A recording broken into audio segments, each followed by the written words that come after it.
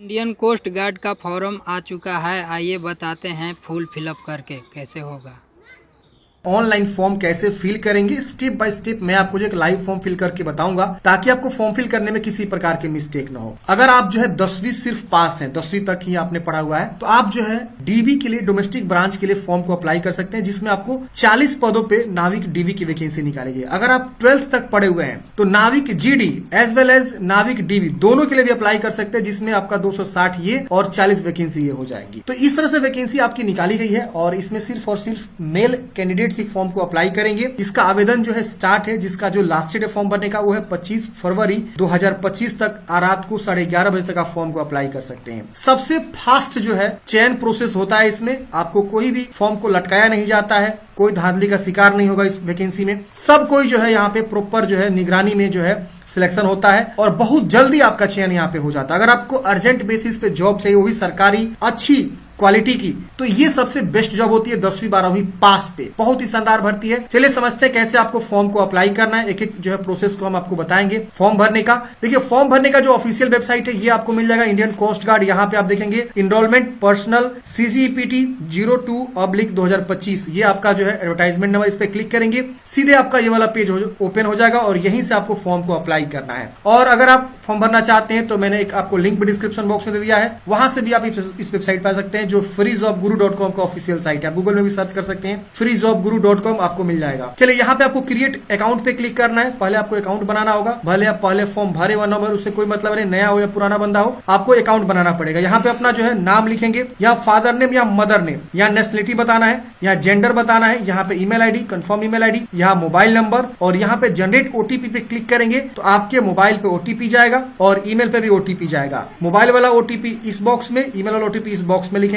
और यहाँ बोल रहा है कि where did you get information about Indian coast guard recruitment, मतलब इस भर्ती के बारे में आपको कैसे पता चला। तो यहाँ पे काफी सारे ऑप्शन है, यूट्यूब का भी ऑप्शन है। अगर आप मेरे थ्रू जाने हैं तो यूट्यूब चूज कर लीजिएगा। यहाँ पे आपको सबमिट कर देना है। सबमिट करते हैं फ्रेंड्स, यहाँ पे आपका साइन अप सक्सेसफुली हो जाता है और बोला जाता है कि सिस्टम जनरेटेड पासवर्ड आपके जो है रजिस्टर मोबाइल ईमेल पे भेज दिया गया। अब आपको ओके करना है। ओके करते ही अब आपको जो यहाँ पे क्या करना है, ईमेल आईडी लिखना है और जो सिस्टम जनरेटेड पासवर्ड आपको मिला है मोबाइल SMS पे या ईमेल पे, उसको यहाँ लिखना है पासवर्ड के तौर पे। फिर कैप्चा कोड आपको भरना है और फिर यहाँ पे आपको जो है लॉगिन वाले ऑप्शन पे क्लिक करना है। जैसे लॉगिन करेंगे यहाँ पे रीसेट पासवर्ड का ऑप्शन आपको मिलेगा। अब आपको क्या करना है, अपना पासवर्ड को रीसेट कर लेना है। तो जैसा चाहे वैसा पासवर्ड आप बना लीजिएगा, जो कि 8 से 16 कैरेक्टर के बीच का होना चाहिए। Upper case, lower case, number, इसमें से कोई स्पेशल कैरेक्टर वगैरह यूज करते हुए पासवर्ड आपको बनानी है। मान सपोज आपका नाम पासवर्ड है तो P कैपिटल रखिएगा, ASSWORD@123 ऐसे करके पासवर्ड बना लीजिएगा, आसानी से बन जाएगा। तो आप दोनों में पासवर्ड बना के कैप्चा कोड भर के कंटिन्यू करेंगे, आपका पासवर्ड रीसेट हो जाएगा।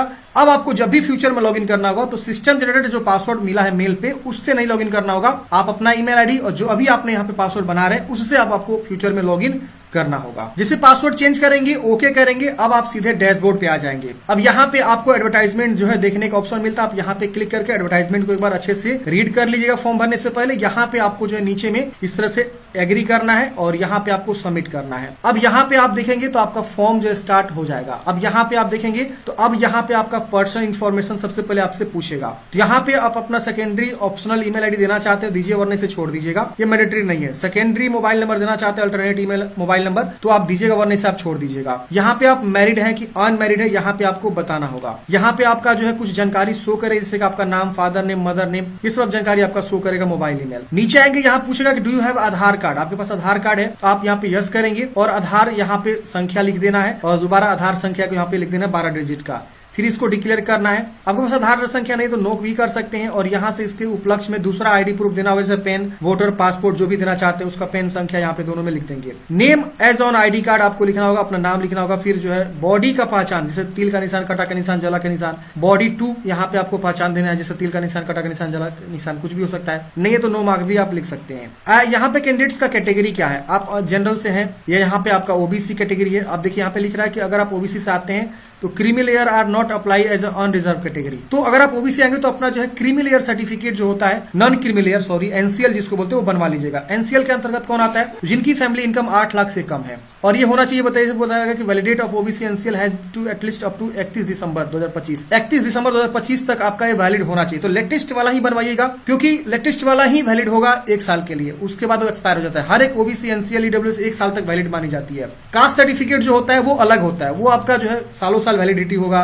निवास बाद सालों साल वैलिडिटी होगा। लेकिन जो आपका ओबीसी हो गया, ईडब्ल्यूएस हो गया, ये सब इनकम के आधार पे जो है बनते हैं। हो सकता है कि आज आपके पास इनकम नहीं है, आने वाले समय में और आपका इनकम डाउन हो जाए या इनकम आपका बढ़ जाए, तो ये चीजें देखी जाती है यहाँ पे। तो यहाँ पे ये चीज बोल रहा है, तो हम यहाँ पे क्या करेंगे, ओबीसी का जो है यहाँ पे कैटेगरी सर्टिफिकेट इशू डेट लिखेंगे, कब हमने बनवाया वो लिखेंगे, वो कब तक वैलिड है यहाँ पे आपका मेंशन है तो आप मेंशन चूज करेंगे और अपना वैलिडिटी डेट यहाँ पे दे देंगे। अगर आपके सर्टिफिकेट में मेंशन नहीं है तो ये always valid, no validity date mention in the certificate आप चूज कर लेंगे। तो दोनों ऑप्शन आपके पास है। अगर आपके सर्टिफिकेट पे वैलिडिटी डेट मेंशन है तो आप नीचे वाला चुनाव करके मेंशन डेट बता दीजिए कब तक वो वैलिड है, नहीं है तो इसको चूज कर लीजिएगा, बस और कुछ नहीं करना है। डेट ऑफ बर्थ, फिर यहाँ पे डेट ऑफ बर्थ के प्रूफ के तौर पे आप क्या देना चाहते हैं, बर्थ सर्टिफिकेट देना चाहते हैं, 10th का मार्कशीट देना चाहते हैं सर्टिफिकेट, वो आप चुनाव करेंगे। एज में छूट चाहिए तो यस में बताएंगे।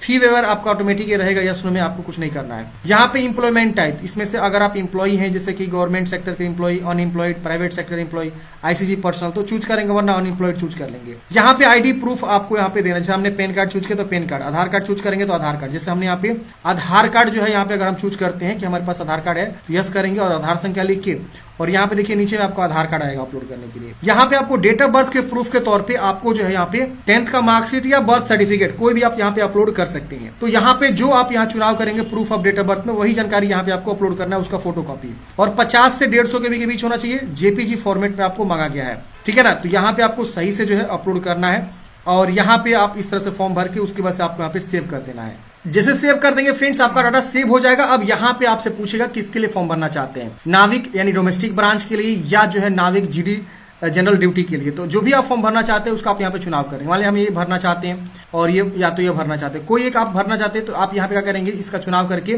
सेव करेंगे। अब इसे सेव करेंगे, ओके हो जाएगा। अब इसके लिए आप अप्लाई करना स्टार्ट कर देंगे। तो हमने यहाँ पे जो है चुनाव कर लिया, तो जिस हिसाब से आप चुनाव करेंगे पोस्ट, उसी हिसाब से क्वालिफिकेशन सारा चीज आपका पूछेगा। अगर आप डीबी के लिए चूज करेंगे तो सिर्फ आपका 10th की जानकारी पूछेगा। अगर आप जीडी के लिए भरेंगे तो 10th 12th दोनों पूछेगा, क्योंकि वो वैकेंसी 12th पास पे है। तो हम यहाँ पे सबसे पहले 10th की जानकारी भरेंगे, फिर यहाँ पे इस सेक्शन में 12th की जानकारी भरेंगे। तो हम 10th पे क्लिक करते हैं, पूछेगा आपने 10th पास कर लिया, यस कर देना है। यहाँ पे आपको बोर्ड बताना है किस बोर्ड से आपने 10th पास आउट किया, सारा बोर्ड का नाम शो करेगा, आप यहाँ पे खोज लेंगे।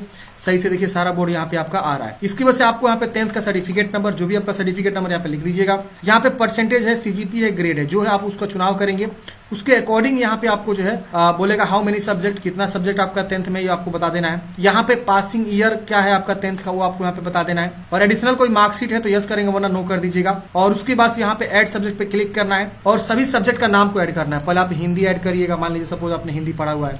ऑब्टेंड मार्क मान लीजिए आपका जो है 60 है 100 का, फिर हम यहाँ पे ऐड करेंगे। फिर हम यहाँ पे मैथ ऐड करेंगे। जो जो विषय आप पढ़े हुए हैं मैट्रिक स्तर पर, सारा विषय आप यहाँ पे ऐड कर लीजिएगा, ठीक है ना।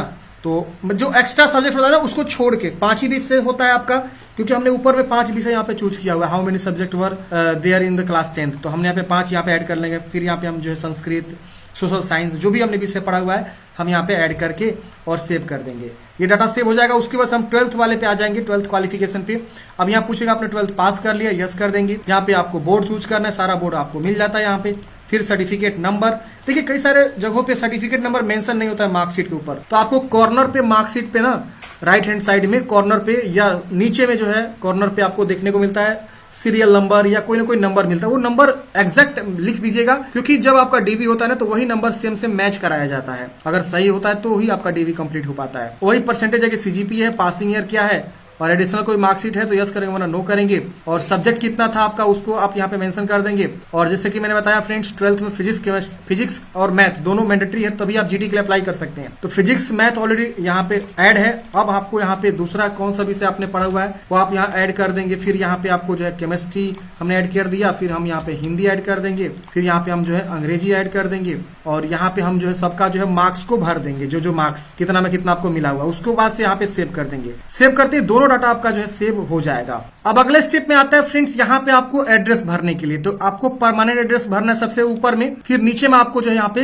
प्रेजेंट एड्रेस भरना है, ये जिसको करंट एड्रेस भी बोलते हैं। और यहाँ पे आपको डोमिसाइल स्टेट चूज करना है, किस राज्य से आप बिलोंग करते हैं, डोमिसाइल का डिस्ट्रिक्ट आएगा, डिस्ट्रिक्ट आपको चूज करना है। फिर यहाँ पे डोमिसाइल का सर्टिफिकेट मतलब निवास प्रमाण पत्र आपको यहाँ पे देना, उसकी जानकारी देना है। और डेट ऑफ इशू, कब आपका निवास प्रमाण पत्र बना है वो डेट चूज करेंगे। और निवास प्रमाण पत्र 50 से 150 KB के बीच आप जेपीजी में यहाँ पे चूज करके अपलोड करना है। तो निवास प्रमाण पत्र आपको बनवाना होगा, अगर आपके पास नहीं है तो उसको आप यहाँ पे दे सकते हैं। अब यहाँ पे एड्रेस में भरने के लिए आपको सबसे पहले स्ट्रीट या हाउस नहीं है तो आप सीधे यहाँ पे विलेज लिख दीजिए। मान लीजिए आपका विलेज रामपुर है, तो ऐसे आप रामपुर क्या करेंगे, लिख देंगे। लैंडमार्क जो भी आप यहाँ लिखेंगे, नहीं है तो आप यहाँ पोस्ट लिख दीजिए। यहाँ पे कोई एरिया कोड है तो बताएंगे, वरना से छोड़ेंगे। स्टेट चूज करेंगे, फिर यहाँ पे डिस्ट्रिक्ट आएगा, डिस्ट्रिक्ट चूज करेंगे, फिर यहाँ पे सब डिस्ट्रिक्ट आएगा, सब डिस्ट्रिक्ट चूज करेंगे, फिर यहाँ पे पिन कोड, पोस्ट ऑफिस, ये सब आपको लिखना है। और उसके बाद से नीचे वाला एड्रेस सेम है, इसको टिक करेंगे, सेम कॉपी हो जाएगा। अगर अलग अलग है तो अलग अलग भी आप लिख सकते हैं। तो इसको आप आसानी से भर लीजिएगा, उसके बाद से सेव कर दीजिएगा। अब अगले स्टेप में आपसे एडिशनल जानकारी पूछेगा, जैसे पूछ रहा है कि क्या आपको कभी डिस्चार्ज किया गया नेवी या एयरफोर्स से या आर्मी से, तो आप यहाँ पे बता सकते हैं, किसी भी और गवर्नमेंट ऑर्गेनाइजेशन से। तो आप यहाँ पे क्या करेंगे, नो वाले ऑप्शन पे क्लिक करेंगे, नो की तरफ रेड हो जाएगा। अगर आप यस करेंगे तो उसके अकॉर्डिंग बताना होगा कि कहाँ से आपको जो है डिस्चार्ज किया गया, निष्कासित होता है डिस्चार्ज मतलब। अब यहाँ पे एनी वारंट आपके अगेंस्ट जो है हुआ है, जो पेंडिंग हो, इशू होने के बाद से विटनेस एज, तो आप यहाँ पे यस नो में बताएंगे। सब आपके नेगेटिविटी के बारे में, क्रिमिनल कोर्ट ऑफ इंडिया के अगेंस्ट जो है पेंडिंग है, कोई कोर्ट वगैरह में केस वगैरह, हैव एनी वारंट या समन्स एनी डिफेंस, तो आपको यहाँ पे अपने नेगेटिविटी के बारे में पढ़ना है और सबको यहाँ पे नो कर देना अपने अकॉर्डिंग। यस है तो यस भी कर सकते हैं। Do you have any time proceeding date of applicant have been communicated court of India, ये देखिए नेगेटिविटी के बारे में ही पूछ रहा है, कोर्ट ऑफ इंडिया के बारे में, यहाँ पे भी नेगेटिविटी ही पूछ रहा है। आप अपने अकॉर्डिंग जो है पढ़ के बता सकते हैं। Have you ever been departed, मतलब आपको निष्कासित किया गया ICG आर्मी, मतलब किसी के द्वारा या किसी रिक्रूटमेंट प्रोसेस के द्वारा ड्यूरिंग एग्जाम ने, या कुछ भी हो सकता है। तो निकाला गया तो यस करेंगे, वरना नो करेंगे। इसको भी सबमिट कर देंगे, डाटा सेव हो जाएगा। अब आपको ओके कर देना है। अब अगले स्टेप में यहाँ पे आपका आ जाता है friends photograph upload, signature upload. Photograph का कुछ स्पेशल जो है इंस्ट्रक्शन है, इंस्ट्रक्शन को आप पढ़ेंगे तो समझ में आएगा। यहाँ पे आप क्लिक करेंगे तो यहाँ पे देखिए आपको जो इस प्रकार से आपको बोला गया है कि एक्सेप्टेबल है और नॉट एक्सेप्टेबल है। तो ध्यान दीजिएगा, यहाँ पे डेट ऑफ फोटो ऐसे मेंशन होना चाहिए और नेम आपका अच्छे से कैपिटल लेटर में चौक से मेंशन होना चाहिए। ध्यान दीजिए, मैं आपको एक बार दिखा देता हूँ। और यहाँ बोला कि लाइट बैकग्राउंड होना चाहिए और फोटो जो है बिना कैप का होना चाहिए। और यहाँ पे आपको स्लेट पकड़ना है अपने चेस्ट के पास और उसके ऊपर आपका नाम और date of photograph clearly mention होना चाहिए व्हाइट चौक से कैपिटल लेटर में। समझ रहे ना, कैपिटल लेटर में यहाँ लिखा हुआ है। तो आपको ध्यान देना है, ये इस तरह से फोटोग्राफ आपको एक्सेप्टेबल किया गया है, इसी तरह से आपको जो है लगाना है। अब देखिए यहाँ पे काफी सारे ऐसे हैं जो आपने इस तरह से गलती करेंगे तो वो दिक्कत हो जाएगा, समझ रहे ना। तो आपको जो है सेम इसी फॉर्मेट में क्या करना है, आपको अपना फोटोग्राफ को खिंचवाना है, ठीक है ना। तो हम उसको फोटोग्राफ को यहाँ चूज करेंगे, फिर यहाँ पे सिग्नेचर को चूज करना है। और जब भी आप फोटोग्राफ स्कैन करेंगे तो उसका फाइल नेम जो है पासपोर्ट _ फोटोग्राफ होना चाहिए। सिग्नेचर जो है सिग्नेचर के नाम से जो है उसका फोटोग्राफ होना चाहिए, मतलब फाइल नेम होना चाहिए, तो ही वो आपका सेव लेगा। अब यहाँ पे आपको सेव कर दीजिएगा। सेव होने के बाद से अब नीचे में आपको जो है कैमरा स्टार्ट करना है और लाइव इमेज को भी आपको कैप्चर करना है। अब थोड़ा सा मैं आपको बताऊंगा लाइव कैप्चर कैसे करेंगे, क्योंकि बहुत सारे लोगों का ये प्रॉब्लम हो सकता है। तो आपको यहाँ स्टार्ट पे क्लिक करना है, यहाँ पे आएगा अलाउ करने का, यहाँ पे allow while visiting this site या अलाउ दिस टाइम। तो आप यहाँ पे दोनों में से कोई भी आप चुनाव करेंगे। अब देखिए यहाँ पे फोटो मेरा आना शुरू हो जाएगा। अब यहाँ पे क्या करना है, while blink try to close your eye. अब देखिए यहाँ पे एक सर्कल बन रहा है, अगर ग्रीन हो रहा है तो ग्रीन जैसे मान लीजिए हो रहा है, अब बोल रहा है कि मूव बैकवर्ड, बोला कि बैक जाइए, आंख को ब्लिंक करिए, ब्लिंक करते देखिए फोटो मेरा खींच देगा। मतलब काफी बेहतरीन बनाया गया, जिसे हम यहाँ पे फिर से करते हैं आपको समझाने के लिए। अब ये बोल रहा है, देखिए यहाँ रेड सर्कल बनेगा जैसे आप चेहरा लेके जाएंगे तो, और यहाँ इंस्ट्रक्शन आएगा, बोल रहा है मूव बैकवर्ड, बोल रहा है कि पीछे जाओ, मैं थोड़ा सा पीछे गया। अब बोल रहा है कि स्टिल स्टे, वहां रुकिए। अब रुकने के बाद से यहाँ पे जो है वो थोड़ा सा प्रोसेस करेगा, ग्रीन हुआ मूव फॉरवर्ड, अच्छा फॉरवर्ड कह रहा है जाने के लिए, थोड़ा सा आगे, हाँ बोल रहा है कि स्टिल स्टे, अब ब्लिंक करने के लिए बोल रहा है, यानी आंख झपकाइए। जैसे हम आंख झपकाएंगे ना तो हमारा फोटो ब्लिंक क्लिक कर देगा, देखिए। तो ऐसे जो है इंस्ट्रक्शन मिल रहा है आपको ध्यान रखना। अब देखिए क्यों नहीं खींच पा रहा है, क्योंकि मेरे चेहरे पे जो लाइट नहीं है, बैकग्राउंड साफ नहीं है, ठीक है ना। तो यहाँ पे आपको जो है साफ बैकग्राउंड में जाना है, सिंगल बैकग्राउंड में आपको करना है। और ये बोल रहा है मूव बैक जाने के लिए बोल रहा है। अब बोल रहा है कि स्टिल स्टे, ब्लिंक, देखिए ब्लिंक किया मैंने, तुरंत फोटो खींचा ना। तो ऐसे फोटोग्राफ आपको कैप्चर करना है। और यहाँ पे मोबाइल से अगर आपके पास ऑप्शन है तो आप मोबाइल से भी लॉगिन करके क्लिक कर सकते हैं। जैसे कि आप क्या करेंगे, यहीं से लॉग आउट कर लीजिए, यहाँ लॉग आउट कर लीजिए, यहाँ देखिए कॉर्नर पे, और मोबाइल में सेम यूजर आईडी पासवर्ड से लॉगिन कर लीजिए। और लॉगिन करने के बाद से पहले ये दोनों को अपलोड कर लीजिए और यहाँ स्टार्ट कैमरा पे क्लिक करके और मोबाइल से भी आप खींच सकते हैं, कहीं भी ले जाके अच्छे बैकग्राउंड में या नेचुरल लाइट में आप खींच लीजिएगा। तो ये बहुत ही इंपॉर्टेंट है, आप सही से खींचिएगा और इसको भी सेव कर देना है। कभी कभी क्या होता है फ्रेंड्स, यहाँ पे जब हम लाइव कैप्चर पे स्टार्ट करते हैं ना, तो यहाँ पे जो है ना कभी कभी दिक्कत आ जाता है। तो इस केस में सेशन एक्सपायर हो गया होगा, आप यहाँ से क्या करिए, लॉग आउट कर लीजिए। जैसे आप लॉग आउट कर लेंगे ना, उसके बाद से दोबारा जब आप करेंगे तो आसानी से हो जाएगा, ठीक है ना। आप चाहे तो रीसेट भी कर सकते हैं या क्लोज करके दूसरा टैब ओपन करेंगे और उसकी वजह से आप यहाँ पे कैप्चरिंग स्टार्ट करेंगे। कई बार होता है ऐसे, तो हम यहाँ पे क्या करेंगे फ्रेंड्स, लाइव कैप्चर को फटाफट जो है कर लेंगे और उसके बाद से हम इसको भी सेव कर लेंगे। तो यहाँ से आप सेव कर लीजिएगा, आसानी से यहाँ पे आपका हो जाएगा। प्लीज बी इन फ्रेम बोल रहा है कि आप फ्रेम में आइए। यहाँ पे सेशन एक्सपायर हो गया, इसीलिए कुछ यहाँ पे ऑप्शन नहीं आ रहा है खुल के, ये देखिए आ गया। तो दोबारा रीट्राई कर सकते हैं आप। और यहाँ पे कभी कभी दिक्कत होता है, नहीं अपलोड होता है, तो यहाँ से आप लॉग आउट कर दिए। काफी सारी समस्या भी आएगी आपको अपलोड होने में, मैं आपको लाइव अपलोड करके दिखाता हूँ। तो फ्रेंड्स हमने यहाँ पे जो है फोटोग्राफ अपलोड कर दिया हुआ है, लाइव वाला भी और नॉर्मल स्कैन किया हुआ भी। देखिए फोटो अपलोड करने का ट्रिक समझ लीजिए, आपको मोबाइल से ही करना पड़ेगा। जब भी हम यहाँ पे वेबकैम यूज कर रहे हैं ना, तो अच्छी क्वालिटी का इमेज नहीं खींच पा रहा है, जिसकी वजह से वो बार बार बोल रहा है कि आप जो है क्या करिए, ब्लर इमेज हो जा रहा है या काफी सारे प्रॉब्लम वहां पे शो हो जा रहा है। मैंने लगभग जो है 10-15 बार ट्राई किया, नहीं हुआ यहाँ लैपटॉप से, तो मुझे क्या करना पड़ा, मोबाइल का सहारा लेना पड़ा। और मोबाइल से हमने क्या किया, लॉग इन किया और फिर जो है सीधे वो पेज आया फोटोग्राफ सिग्नेचर का, हमने अलाउ किया वहां पे भी जाके और आसानी से कैप्चर किया। जो मैंने आपको तरीका बताया, फॉरवर्ड, मूव या ब्लिंक, वो सब आप यूज करिएगा, आसानी से हो जाएगा। जब तक गोल सर्कल नहीं बनेगा और ग्रीन नहीं होगा, तब तक आपको आंख नहीं पलक झपकाना है। तो पहले आप अच्छे से मोबाइल को लेके जाएंगे अपने चेहरे के सामने और आपका फ्रंट कैमरा यूज होगा, आसानी से हो जाएगा। चलिए यहाँ पे सेव करते हैं, सेव करने के बाद से ओके करेंगे। अब यहाँ पे आपको सिटी प्रेफरेंस देना है एग्जाम सेंटर के लिए। जैसे हमने बिहार चूज किया, तो बिहार में देखिए इस तरह से 5 जो सेंटर देखने को मिलेंगे। अगर आप चाहें तो पांचों का पांचों बिहार में दे सकते हैं। अगर आपके मतलब एरिया में 5 सेंटर नहीं है, तो आपको दूसरा राज्य यहाँ पे चुनाव करना होगा,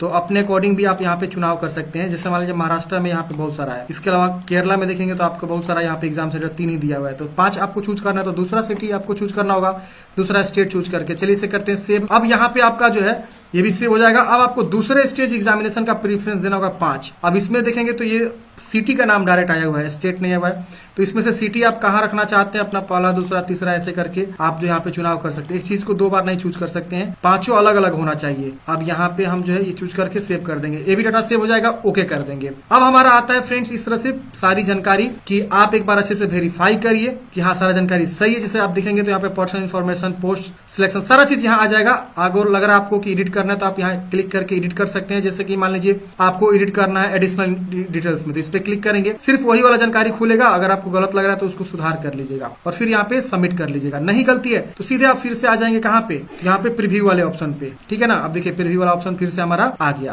तो ऐसे हम सारी जानकारी को वेरीफाई कर लेंगे। गलती है वहाँ एडिट का बटन, एडिट कर लीजिएगा। फिर यहाँ पे सिटी लिखना है, जहां से आप फॉर्म भर रहे हो उसका सिटी का नाम लिख दीजिएगा। यहाँ पे आपको जो है डिक्लेयर करना है, ये सारा चीज जो आपको डिक्लेयर करना है। ऐसे करके सबको जो टिक कर लीजिएगा और उसके बाद से यहाँ पे आपको प्रीव्यू प्रिंट का ऑप्शन मिलेगा, इस पे क्लिक करके आपको प्रीव्यू करना होगा। प्रीव्यू करने के बाद से ये देखिए प्रीव्यू पेज आएगा, आप इसे अच्छे से रीड कर लीजिएगा। फिर यहाँ पे आपको सेव कर लेना है, प्रिंट कर लेना है जिसको बोलते हैं। और उसके बाद से यहाँ पे आपको नीचे में बहुत सारा ऑप्शन मिलता है। जैसे पूछ रहा है have you seen the print preview, आपको यहाँ पे यस करना है कि हाँ हमने प्रिंट प्रीव्यू को सीन किया हुआ है। अब यहाँ पूछ रहा है कि do you want to edit the application, आप एप्लीकेशन एडिट करना चाहते हैं, अपलोडेड डॉक्यूमेंट्स को चेक करना चाहते हैं, आप यहाँ पे नो कर दीजिएगा कि हाँ आप एडिट नहीं करना चाहते हैं। Did you utilize the edit option, आपको यस करना है कि हाँ हमने एडिट ऑप्शन को यूटिलाइज किया हुआ है, मतलब उसको चूज किया हुआ है। Did you want to submit the application, finally आपको यहाँ पे यस कर देना है। अब यहाँ पे आपको सेव कर देना। अब देखिए यहाँ पे इसी सीक्वेंस में आप भी यस नो में कर सकते हैं, कोई दिक्कत नहीं होने वाला है। सेव करेंगे, ये देखिए सेव करते हैं फ्रेंड्स। यहाँ पे आपका जो इस प्रकार से जानकारी शो करेगा, इन दोनों को टिक करना है। फिर आपको नीचे आना है और इन सबको भी टिक करना है, चारों बॉक्स को, और यहाँ पे कंफर्म कर देंगे। आपका फॉर्म जो है कंफर्म हो जाएगा। एडिट करना चाहते हैं एडिट भी आपको कर लेना होगा, अगर नहीं एडिट करना चाहते कंफर्म करेंगे। कंफर्म करते आपका फॉर्म फाइनल सबमिट हो जाएगा। ये देखिए हमारा सबमिट होना शुरू हो गया और यहाँ पे अब आपको ओके करना है। ओके करते ही आपका